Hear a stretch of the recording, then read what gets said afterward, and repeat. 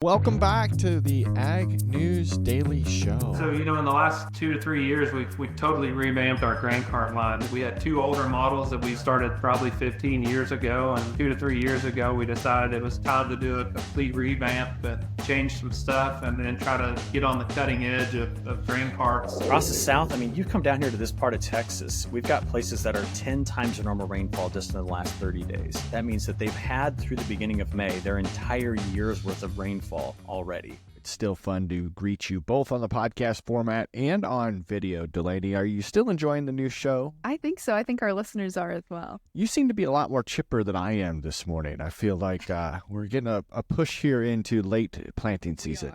We are. We'll touch on that here in just a little bit, but, weather certainly impacted some of the planting that we saw this week, Tanner. I know, but looking ahead at our schedule today, do I really need to give a weather update? Because I feel like I'm the least qualified. Can I just say, hey, hang in for 15 minutes and we're going to get to a better forecast? Yeah, that might be a good line. Okay, fine. Well, I'll at least do a little bit of headlines for the listeners. Short-term improvements have improved some of the drought conditions in the Midwestern states.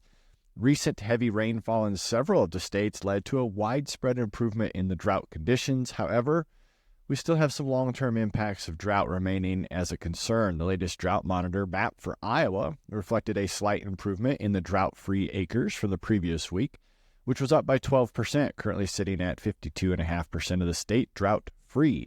The 20% is abnormally dry, 11.5% is in that D1 moderate drought, and the remaining 16% is still in D2 severe drought.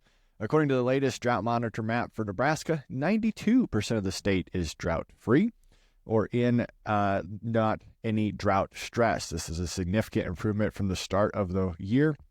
When we look back at September 26th of 2023, only 35% of the state's acres were drought-free. In Kansas, 32% of the state is in D2 severe drought, 19% is in D2 moderate drought, and 32% is abnormally dry. The remaining 17% is the only portions free from drought stress, Delaney. So not free and clear all over the country, but at least some states are getting some relief.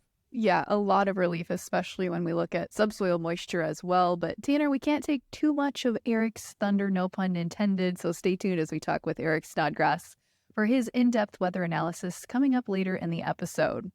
As we take a look at the latest crop progress report, as of May 12th, 49% of the U.S. corn crop was planted, up 36% from the week prior, but down from the 5-year average of 54%.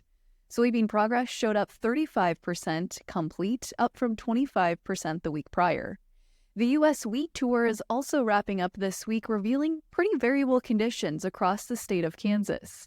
For the 3-day tour, participants traveled 6 different routes in both northern and southern Kansas. And participants on the northern route of the tour mentioned they saw some of the best looking wheat they have seen in years, while participants in southern routes saw the opposite with drought-stricken fields. The 3-day average yield for fields was calculated at 46.5 bushels per acre, with the official tour projection for total production of wheat in the state of Kansas estimated at 290.4 million bushels, Tanner. So it does seem like that drought monitor you mentioned there is impacting winter wheat country as well. Yeah, I wondered, and I'm glad that you shared that update for us. We also got an update from ag bankers. They say that farm income is down in 2023 in the Central Plains. Strong cattle prices have supported profits for cow-calf producers in the recent months, but a steep decline in prices of many key crops weighed in on the incomes over the last year. This is according to the Kansas City Fed. Farm income retracted at a sharp pace in the Central Plains ahead of the spring planting season. Based on a survey of ag bankers, 60% of lenders said their highest percentage of answers since 2020 that the income was lower than a year earlier. More than 70% of ag bankers in Kansas, Missouri, and Nebraska, states with higher share of their income coming from row crops, said that farm incomes were lower in the first quarter of this year than at the same point of 2023. Lenders expected farmland values and cash rental rates to hold steady through the spring months. Some 59% of ag bankers said they believed farmland would be overvalued in the first quarter of 2024. The Kansas City Federal Reserve District covers Colorado, Kansas, Nebraska, Oklahoma, Wyoming, northern New Mexico, and western Missouri, to give you an idea of where the data is coming from. What a great positive note to start the day off, though, Delaney. Unfortunately, some of the ag bankers are seeing, or at least speaking, a little bit of doom and gloom. So it might be time to rip that Band-Aid off and get started on some financial planning. Yeah, absolutely. We knew this year was going to be a different year for farmers, and adding to some of that challenge, especially in the commodity markets, has been weakening U.S. demand. This week, the United States unveiled new tariff increases on Chinese imports of various products, including electric vehicle batteries, computer chips, and various medical products. Although China has not responded directly yet with more tariffs, in response to the United States' new tariffs, China's foreign minister was quoted by Reuters as saying that the U.S. may be losing their minds. China also immediately vowed to retaliate to the move. And although agriculture was not specifically mentioned, it's safe to say China is not happy about this move and may look to try and further cut their U.S. ag imports from the United States. As China does look elsewhere, President Putin and President Xi Jinping met this week to discuss their continued country's partnership. The official line is that the two countries were discussing trade deals involving energy and agriculture. Following their meetings this week, the two countries announced a pledge to a new era of partnership between the two countries, Tanner. In a 7,000-word joint statement, the two sides pledged to deepen their relationship and partnership and cooperation on a variety of different topics. Notable highlights included nods at the U.S.'s involvement in Taiwan and Ukraine, and pledging deeper cooperation throughout the agricultural, energy, industrial, and technology sectors for the two countries. So more to come, I'm sure, on that headline, Tanner, as those relationships continue to progress. That's right. I feel it's kind of like our relationship. You say I'm losing my mind a lot. But we will continue to give updates on this story. Some Iowa farmers were interrupted by solar storms this week. As many farmers who rely on satellite data to plant their fields, they were delayed in recent days by a geomagnetic storm, according to field agronomists who have been monitoring corn and soybean planting thus far. The storm, caused by recent bursts of plasma and magnetic field from the sun's corona, developed on Friday and led to a spectacular nighttime show of colored bands of light in many states that were seeing the northern lights. Oh, it's in air quotes. The northern lights, which is typically uncommon. But it also disrupted radio signals of the country's global positioning system, which most farmers are using to steer their tractors. HTS Ag out of Harlan, which installs GPS technology in tractors, was inundated with calls from its farmer customers between 3 and 7 p.m. on Friday. Adam Gittins, the president of the company, reported, "This was a strong geomagnetic storm that hit the planet and has been the strongest since about 2003, he said. We won't know the full implication until crops come up. The effect on equipment was variable, Delaney. The locating errors ranged from several feet to several hundred feet. Gittins said the most of his customers just stopped planting and waited for the storm's effects to subside. Wet conditions in the recent weeks have already delayed planting as farmers approach crucial deadlines to complete their work, or they risk losing yield potential, so this was just one more challenge for them to overcome this spring." Did you see the northern lights, though? They were really beautiful. They were. But I was in bed. Okay, well, at least you weren't one of those farmers impacted by the GPS impact. That was a wild story to read that last week. Well, late last week, the Biden administration announced new financial incentives for dairy farms to stop the spread of avian influenza. As part of a plan announced by the U.S. Department of Health and Human Services, the administration will pay up to $28,000 per dairy farm over the next 4 months to support some very specific activities to stop the spread. Now, Tanner, these activities are pretty in-depth here, so let's run through them quickly. But some of those activities, again, that could add up to $28,000, include up to $2,000 of financial support for affected farms per month for producers to supply PPE equipment to workers or to help them wash their uniforms. They will also provide support of up to $1,500 per affected premise to develop biosecurity plans based on existing secure milk supply plans. This includes recommended enhanced biosecurity for individuals that frequently move between dairy farms, such as milk haulers, veterinarians, feed trucks, AI technicians, and others. In addition to that, the USDA will pay a $100 payment to producers who purchase and use an inline sampler for their milk system. They'll also provide funding for heat treatment to dispose of milk in a biosecure fashion. This will provide producers a safe option, they said, for the disposal of milk, and heat treatment performed in accordance with the standards set by FDA is currently the only available method considered to effectively inactivate the virus in the milk. If a producer establishes a system to heat treat all waste milk before disposal, they'll be eligible for that payment. The USDA will also pay producers up to $2,000 per affected premise per month and reimburse producers for veterinarian costs associated with confirmed and positive cases of H5N1 premises. This provides support to producers to cover veterinarian costs necessary incurred by treating cattle affected with H5N1, as well as fees for veterinarians to collect samples for testing. This could also include veterinarian fees and/or specific supplies needed for treatment and sample collection, and veterinary costs are eligible to be covered from the initial date of positive confirmation for that farm up to $10,000 per affected premise. And finally, they can also use that money to offset shipping costs for the testing that has to go to the National Animal Health Laboratory Network, up to $50 per shipment. Tanner, this is available under the USDA's Emergency Assistance for Livestock, Honeybees, and Farm-Raised Fish program to compensate eligible producers, but it's unclear, however, after reading through the various government updates that I did this week, how producers go about signing up for that assistance. So I would suggest to go to your nearest FSA office for more information. Yeah, no kidding. The Association of Equipment Manufacturers this week released their April 2024 Ag and Tractor Combine Sales Report.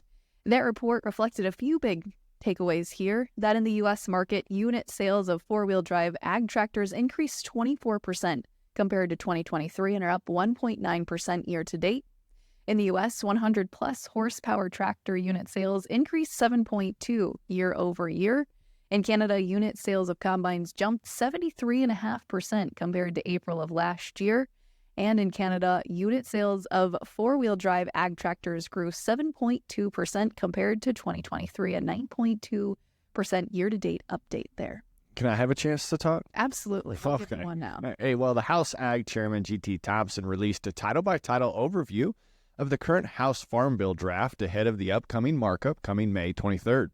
Senate Ag Chairwoman Debbie Stabenow followed suit, releasing the House markup as well. The $1.5 trillion bill will fund farming programs, SNAP, WIC, nutrition programs, and more over the next 5 years or until another bill is released. Discussions over where that funding will come from has been largely the holdup for the path going forward.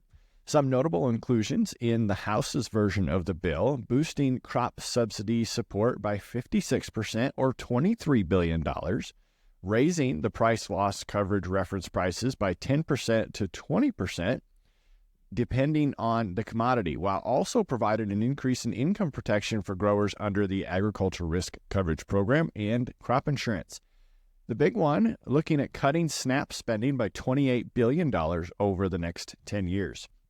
We'll have more to come next week as we should see that official markup coming. But in other news, Delaney, John Deere released their earnings report this week, and on Thursday they trimmed its annual profit forecast for the second time and projected steeper declines in the sales of large agricultural equipment as farmers are balking at buying tractors and combines due to the falling crop prices. However, the world's largest farm equipment maker expects sales of large equipment to decline between 20 and 25% this year, compared to prior estimates of roughly 20% from last fall.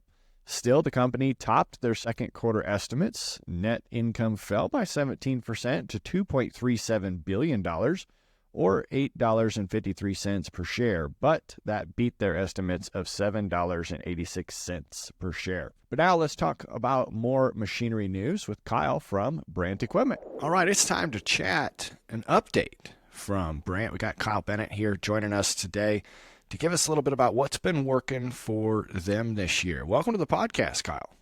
Yeah, thanks. Appreciate it, Tanner. Glad to be on and appreciate the opportunity. So where are you coming into from today? Yeah, so I'm in Lawson, Missouri, just outside of Kansas City here at the home office. That's cool. And how long you been with Brandt? About 7 years now. So May's coming up on 7 years. So it's been a good run with them so far. Have you been doing the same thing for Brandt that you have since you joined the team? No, I haven't. I started out as a territory manager, managing Missouri and Kansas, and then that morphed into Missouri, Kansas, and Oklahoma with a bunch of different product lines through our distribution networks, and then been doing the current role for about a year now. So Awesome. So in your area, what are the most popular Brandt products that your customers are interested in? yeah, so where I'm at, the augers and the field belts are kind of our bread and butter, kind of the staple of what we manufacture, and the largest movers per se on that stuff. Yeah, I can tell. I got firsthand experience with one of your Brandt augers, and I can't remember the model number right now, but I think it's 110 foot. Yeah. And there's been millions of bushels put through that auger, and she still runs just as good as, well, I shouldn't say just as good, but it's holding up really well. They've done great over the years. Brandt really prides themselves on their quality and being a premium product. The good thing is augers eventually wear out, so but we try to make them last as long as we can, and yeah, they've done really well for us. It's amazing the growth that we've had over the years. So. Yeah, that's kind of neat. So we were down in Houston for Commodity Classic this year and got to have a little bit of fun. We had some donuts at your booth, and unfortunately it didn't look like your booth was large enough to have this equipment on display. So now it'll be exciting to talk to our listeners about what you guys have to offer this year. So let's start first with how I originally got connected to Brandt, and that was through your grain carts. So what kind of news you got coming out of that sector? Yeah, so in the last 2 to 3 years, we've totally revamped our grain cart line. So we had two older models that we were building for, started probably 15 years ago, and 2 to 3 years ago we decided it was time to do a complete revamp and change some stuff, and then try to get on the cutting edge of grain carts. And we came out with a new XT, which is our corner auger cart, which you're familiar with. You guys got to play around with this past fall. And then the recent one would be our DXT, which is our dual auger grain cart, which just released last year and really ramped up production on those this year. So I think that'd be kind of fun to play around with. Might have to reach back out to you guys, see if we can get a DXT to compare this fall and see how things run. But my first connection was as a part of the advisory team that was called upon to give some feedback. I don't get to run the combine very often in the family operations that I'm a part of, so I end up spending a lot of hours in the grain cart, either that or the semi. So it was neat that you cared about our opinion. Yeah, absolutely. That's a huge part of the process when we went to redesign these carts. We have these customer advocacy groups like you were a part of, and we really wanted to dig in to what the customer wanted to see in a grain cart. If you were to design one from the ground up, what would you have? What would you keep? What would you get rid of? And ultimately at the end of it, the XT, grain cart that we have is what that customer advocacy group was asking for. So it's been really cool to kind of see that from the thoughts to the design to the conception of this cart. So. Well, even last year, like I said, when we got to run it, mainly Corey and his family on their farm, but we even had a couple of tips to send back as well that went back into consideration for little things to improve. I still can't believe how far forward that auger reaches.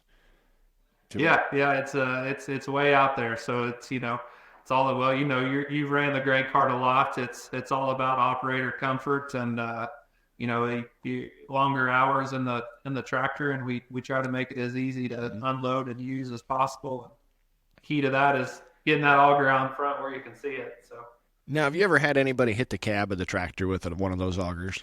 We haven't. I think you'd run into the hitch first. But we, when we started prototyping these grain carts, we took some down to Arkansas and rice country, and we had a 1300 size hooked up to a quad track, and we tried to hit it. We were cutting it real sharp and stuff, and we never got in contact with it. So it looks like it, could happen, but luckily it's not. Not saying it would never, but it's far enough away it shouldn't. So.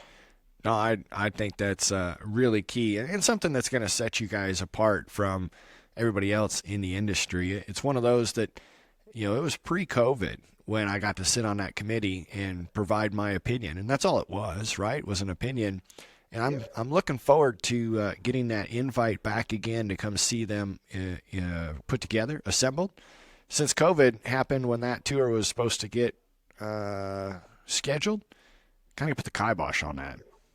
Yeah. Well, we're back in full force now and open to tours, so we'll definitely set that up with you guys. I'd love to have you over, check out the factory. It's over in Hudson, Illinois, and that's our dedicated grain cart facility. So we're just pumping grain carts out of there. So it'd be great to have you guys over.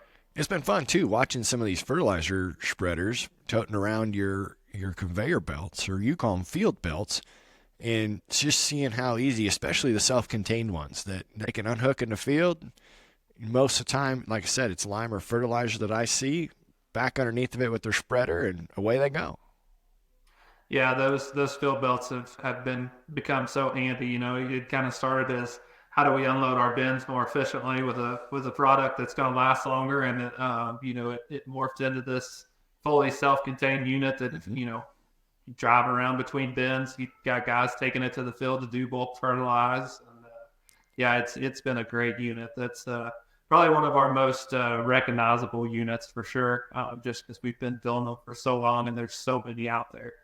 So remind our listeners where Brandt is headquartered and how Brandt started. Yeah, so Brandt's headquartered in Regina, Saskatchewan. It's a family-owned company. The Simple family owns it. They started, manufacturing ag equipment back in the 40s. So from there, they've just grown their ag product line, and as well as a lot of other manufactured products that we do.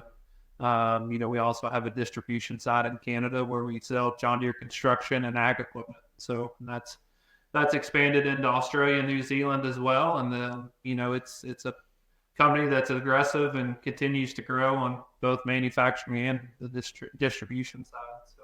And that's kind of a neat partnership that you have with John Deere, because here in the States, a lot of the Brandt equipment is seen at John Deere dealerships, right? Right. So, with our product line, and Brandt being a dealer too, we really understand the dealer network and what the dealer struggles and goes through every day. And, especially with John Deere, because we're right in there with them.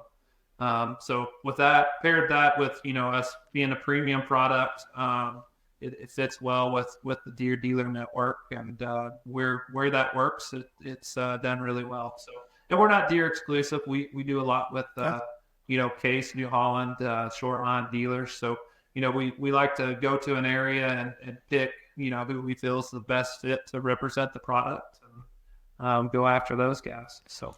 That's right. So if our listeners are curious and they want to look up more of your products, what's the best way for them to find it? Yeah, so everything's online at brandt.ca, and then Brandt manufactured products on all the social media. That's great. Well, this has been a great time to kind of catch up. It's like I said, it's been a long-term relationship. We appreciate the dedication Brandt has to Farm for Profit and to our listeners. So it's kind of neat to continue to share what you guys have going with them. Yeah, absolutely. It's been a great partnership with you guys, and looking forward to some big plans this coming year for sure. Yeah, I think it'll be a lot of fun. I got some kind of cool ideas up our sleeve to see if we can get some neat content put together. But Kyle, thanks again for hanging out with us today. Yeah, thanks, Tanner. Appreciate it. Well, Tanner, a great interview there with Kyle. And we've got one more great interview for our listeners coming up. As we mentioned earlier, you're really not a weather guy, but we do have a weather guy joining us today with Eric Snodgrass. That's right. I did stay at a Holiday Inn Express, but let's let Eric share the news here. Well, Tanner, we're having a real weather guy on the podcast today as opposed to just your weather updates. Super excited to be joined today by Eric Snodgrass, Science Fellow with Nutrient Ag Solutions. Eric, thanks for joining. We're super excited to have you on with our new video format because I think we've got some great charts and graphs we're going to be able to show our viewers. Yeah, this has been an interesting spring. I'm glad you call me a real weather forecaster because sometimes I feel like I'm an imposter. We had some struggles with this pattern, and if you would have had me record this with you 2 Mondays ago, I really thought, I had myself convinced that this pattern was going to break. by this point. And then the very next day, the following Tuesday, we just had all that evidence crumble, and we saw that the pattern was going to sneak back into wet. And so, yeah, this has been a stressful spring. Interestingly enough, complete opposite of last spring, right? I mean, at this point, we were 6 days into a 55-day stretch of no rainfall at all. And here we are talking about at least another 10 to 15 days of super tight windows. So yeah, this is, that's what the Midwest is, right? You never know what to expect. And I try my hardest to stay ahead of it. So here we go, spring weather. Yeah, it certainly feels like a completely different spring from last year. And of course, a lot of our listeners don't have short-term memory loss. So there's been a lot of comparisons happening between what we got accomplished last year and where our farms are sitting this year. So why don't we kind of dive into what's the last month looked like for most of the Corn Belt? Yeah, take a look at this graphic here. This is just the last 2 weeks. So really since the start of May. And if you take a look across much of the Corn Belt, there might be a couple of folks that are happy. They live in like East Central Illinois. There's like a spot right in through here that's been a little drier, but overall we've been really, really wet. And if you stretch it out to a month, you can see that most of our areas have seen above normal precipitation. Now, I always struggle with this, and the reason I struggle with it is over the competition between operations and hydrology. It will not take much, and I don't think anyone's going to have short-term memory loss to remember what dryness looks like. I mean, we just have to go back to last fall, and we saw a significant dryness throughout our Corn Belt. We saw the Mississippi River spend months below its normal levels, and we had major concerns going through winter about recovery. But I'm sure you've seen the new drought monitor. I love the drought monitor. It's a great tool.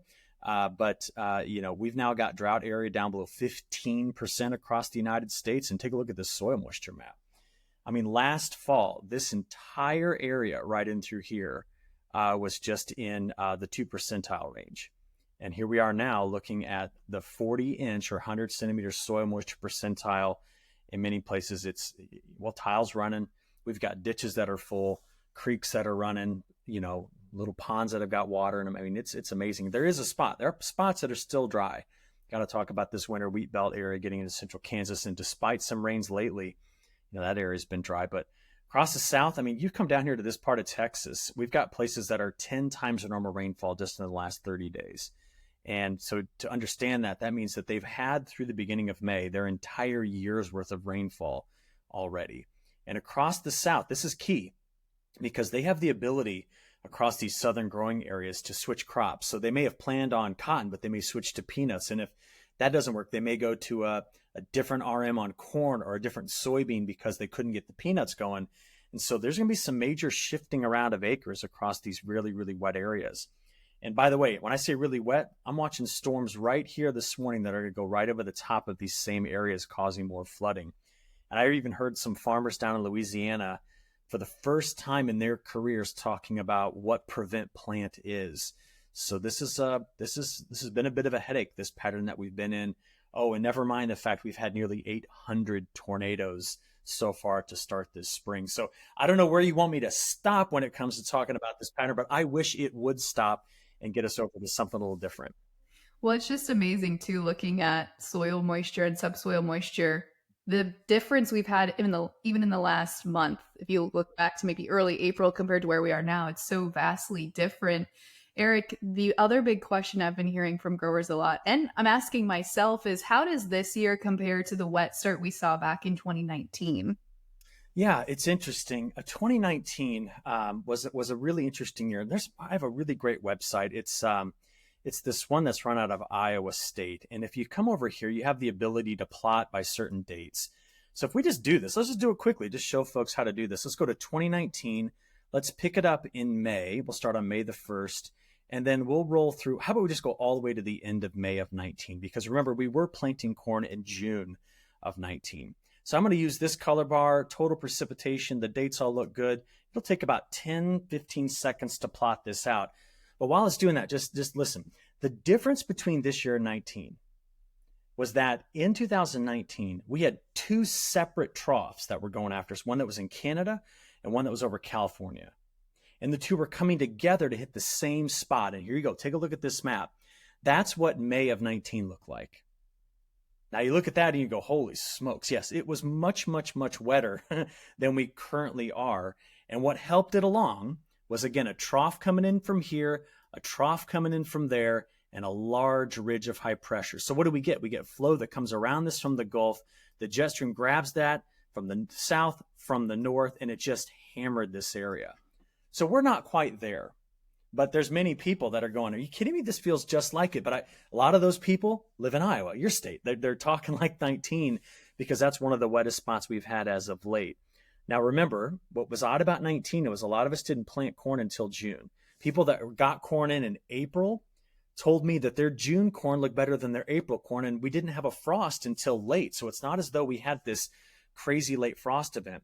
And since you're bringing this up, I'm going to show you something I made earlier this week. I was thinking a lot about GDDs, and particularly, are we going to be able to get enough? And so here's what I created. Actually, let's see if we can find this here. I really wanted to know, there it is. If you didn't plant till June 17th, no, I mean June 7th, June 7th, not 17th. How many GDDs can you get if you have your first frost on October 15? And if you take a look across Iowa, you still, on average, let's call October 15 first frost, we're still looking at 22 to 2,600 GDDs. Now, does that mean you're going to have to change RM? Possibly. I don't know, but it's not as though it's the same situation that the Dakotas have, where if they don't plant until June, they're looking at 1,800 GDDs versus us getting, another 600 or 700 during that time frame. So it's just a point to make, right? We have to think about all of this in perspective and understand that these next 2 weeks, I think, are critical to finish this planting, and we're going to be finding some tight windows during that time frame. Yeah, so I think the big question is, Eric, what's it going to take to break this pattern? What's our forecast look like? Is it going to end soon? Not soon enough. And I can show you 5 different models and their view of this. So what it's going to take is you've got to break down. So the jet stream has just loved to do this. Dip troughs in the west. They come over the Rocky Mountains, eject into lows that then roll across. They have open access to Gulf moisture. That's been the story we've had. You have to get rid of the western U.S. trough. And in the next 7 to 10 days, we don't do that. So the map I've been drawing on here is kind of our artificial intelligence forecast. This is something new from the Europeans. And if we kind of just zoom in here, because today all the flood threats down south, but if we zoom in here and look specifically at the Midwest, these are not huge rainfall totals, but any rain is a problem. And so you can see that while we get a little bit of a break from now through this weekend in Iowa, the systems that are coming through next week, we're looking at maybe another inch and a half of rain. That's possible. It's not just this model. I mean, take a look at the national blend of models. See the coloration through here? We're looking at more wet conditions. So this next, I'll call it 4 days, is going to be absolutely critical for folks if they can find some drier fields to get in the upper Midwest and the Midwest. Here's the WPC forecast. Here's the European model forecast. I mean, I could flip through these fast because they all say the same story. And if we just break this down into probabilities over the next 10 days, this is the chance of getting at least an inch of rain. And we see here that a big section of our Corn Belt has a better than 80% chance of grabbing another inch. And any rain at this point is problematic. So again, it's still not as wet as 19. And it is certainly not looking like, Iowa, as you remember, 1993, this is not a 93 setup as we go into spring, June really. But my goodness, it's been wet. So, Eric, as we look a little longer term into the actual growing season, starting to hear some differing opinions maybe on, are we going to continue with this wet pattern, or are we going to switch to hot and dry this summer? What's your take on that? Here it is in just a quick blanket statement. Most of the evidence I have right now is that we have a hot, stormy summer. And I hate to say this because I know the two of you are in Iowa, but the year that is lining up more closely for me for the summer pattern, not right now, but the summer pattern is 2020. The ocean temperature pattern looks very similar. And if you remember that summer, we had, a big ridge that parked over the southwest. I'll draw on this map just to make a point here. There's a big ridge over the southwest in summer 2020. So that's where all the heat and high pressure was. And storms cascaded over the northern side of that all summer long. And of course, we had in August the derecho event. Now, I'm not calling for that. Okay, we can't make that statement this early. But if we get a big ridge over the southwest, that's what you can end up getting. So why don't we go ahead and take a look at maybe what June could be, and I'll show you what the newest European model forecast is looking like. And this is the 30-day outlook. Now, if you look at this, we start to see drier conditions kind of showing up in that corridor. And it seems to want to stay, see the greens in here, seems to stay a little bit stormy in this area. What is really interesting to me is to show you the temperature pattern. Let's do this kind of on a week-by-week basis. So here's what we got going through the next couple weeks. There's a little bit of cooler air coming in. There's no frost with this. Don't worry about it. But to finish off May with all that wet weather, we're just a little cooler.